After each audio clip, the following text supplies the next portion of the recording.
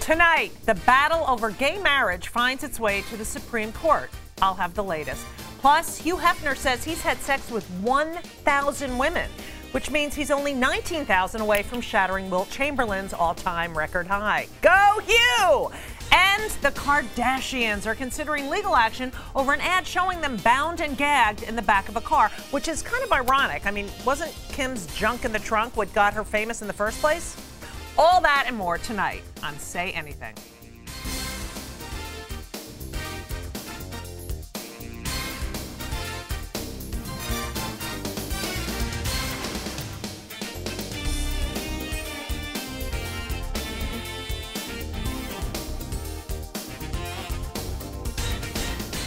Hello, I'm Judy Gold. I'm filling in for Joy Behar, who is still on vacation. Well, she's been gone an awful long time, and I hope everything's okay, Joy. I mean, take as long as you need. So I'm available. Anyway, for 2 days, the Supreme Court has heard arguments for and against Prop 8 and the Defense of Marriage Act. So, what will they decide? That is the big question. Joining me to discuss all the Supreme Court drama is author and activist David Mixner. How you doing? A transgender advocate and actress starring in the upcoming Netflix series Orange is the New Black, Laverne. Hi, darling. Hello. And the editor of Huffington Post's Gay Voices, Noah Michelson. Hi, Judy. Hi, thank you so much for being here. This, of course, is a huge part of my life. It's something I've been thinking about for years and years, and it's so wonderful to have all of you here. And I have to give you a shout out because you've been working on this longer than I think all of us combined. So thank you, David, for all the work. Thank you. We've heard a lot of what's gone on in the Supreme Court. We've heard a lot of sound bites. Thoughts, David? What do you think? How are you feeling? Are you feeling positive? What do you think is really? You know, happening? someone asked me how I was feeling, and they said, "Have you ever thought you would see today?" And I said, "This is so out of the ballpark. I didn't even envision this as a possibility, right. let alone think if I'd see today." The first thing we have to do is really understand how momentous this is, how historical this is. This is, without question, the most historical week in the history of the LGBT community and its allies.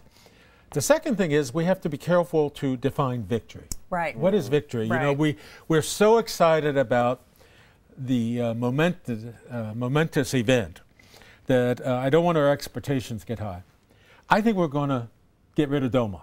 That is huge. Right.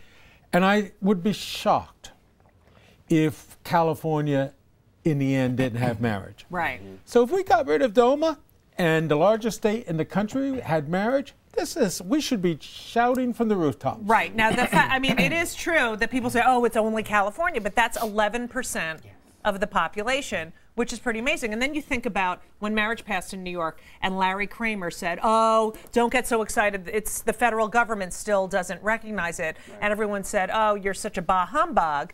But I sort of kind of feel that we kind of have to be spectacle, don't you guys? Absolutely. It's a very exciting time because for me, it's really just all about equality. One of the most startling moments for me during the Supreme Court arguments yesterday was some of the justices arguing that maybe this isn't the right time, that maybe, you know, we have to wait. And what I immediately thought about is certain gay and lesbian folks and certain gay and lesbian organizations who've said to trans people for really the past 40 years that we have to wait. You know, 11 years ago, right here in New York State, trans folks were told they had to wait. We were dropped from the Sexual Orientation Non-Discrimination Act, SONDA, and 11 years later, we don't have transgender equality in New York State. So on this momentous occasion, I think it's important for us to remember as an LGBT community that all of us don't quite have equality. Right. You know, marriage is often an economic issue, and when you look at the transgender community, our unemployment rate is twice that of the national average. If you're a trans person of color, it's 4 times the national average. Last year, 40% of the LGBT murders were trans women. Right. So you know, and I'm excited about this, but I think it's really important that we remember that it's a baby step. Yeah, and we remember the T.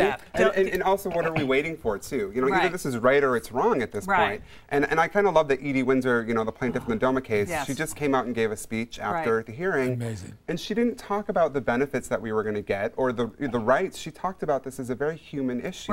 And she said that marriage is a magic word, and it is. And it made me, I actually teared up at my desk when I watched it, and I thought, this is what we're talking about. We're talking about humanity and how, as queer people, we are equal, and we should be seen as equal. And I'm getting tired of begging them to say that we are equal. I want to play a clip. At one point, Justice Alito suggested that gay marriage is a new institution. Just listen to this.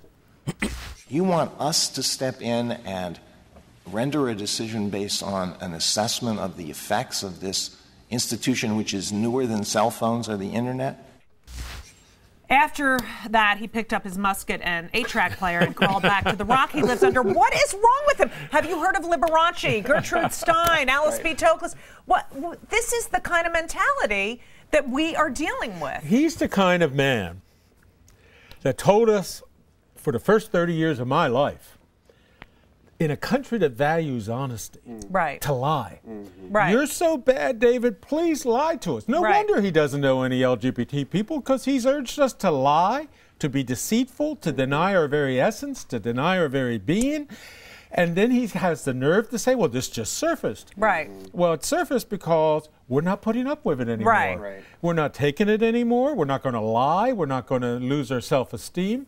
And we're not going to beg. I'm not begging them. These are my rights. We're going to court. We're having our day in court.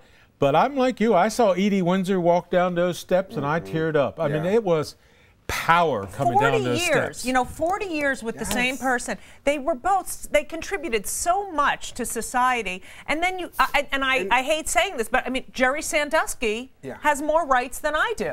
And she helped her wife die. You know, it's like these very human moments that she went through, and this is the gift she's given at the end is, here, pay $363,000 in estate tax. You know? For me, it's important to remember when we talk about redefining marriage that we're really talking about benefits from the state. In the United States, we have separation of church and state. So really, this is an issue of benefits. It's an issue of civil rights. And ultimately equality. She made the point very aptly that a straight couple wouldn't have to pay the same estate tax that she did because, you know, they're a man and a woman, you know? And it really is about liberty. And another argument made by the Prop 8 lawyers was that if you can't make babies, this is one of my favorites, then you shouldn't be married. Here is Justice Kagan's response to that. Listen to this. Suppose a state said, because we think that the focus of marriage really should be on procreation, we're not going to give marriage licenses anymore to any couple where both people are over the age of 55. Would that be constitutional? What's amazing is they didn't get it. They didn't get it. And they evoked Strom Thurmond. Well, he's over 55, and he has. Well, you tell that to my uterus. It's 50, and nothing's coming out of that thing. I'll tell you that. I think it's really important. There's so many women. I mean, I think it's like for me, it's always a gender issue, and it's always intersectionality. There's so many women who are unable to give birth for so many different reasons, and including a lot of trans women. And so we're supposed to say they can't get married because they can't give birth. I mean, what century exactly are we living in? Well, first of all, there is no law anywhere in this country that exists on the books that says you must have children to get married. Straight, gay, trans, anybody. It doesn't exist. I don't know where this comes as some sort of legal argument. There doesn't exist in one state, one city, one town, anywhere in America, a law saying that in order to have a legitimate marriage, you must have children. It's just bull. And I'll have to say, my mother always said all her friends who didn't have children have a better marriage and look way younger than she does. Okay, so I'll just say that. And we have to zoom out even further and look at what is bubbling underneath this idea. It's that gay people are dangerous to children. And I'm, you know, that's still going on here, and the debate is still out. The research isn't there. How will children fare with gay parents?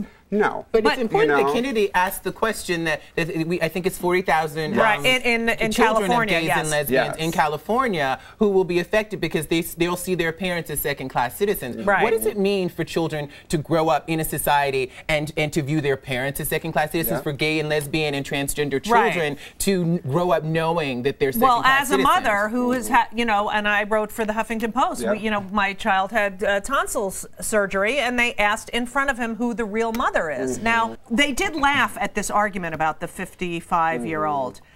Do you think that was a good sign, that there was some sort of humor in the...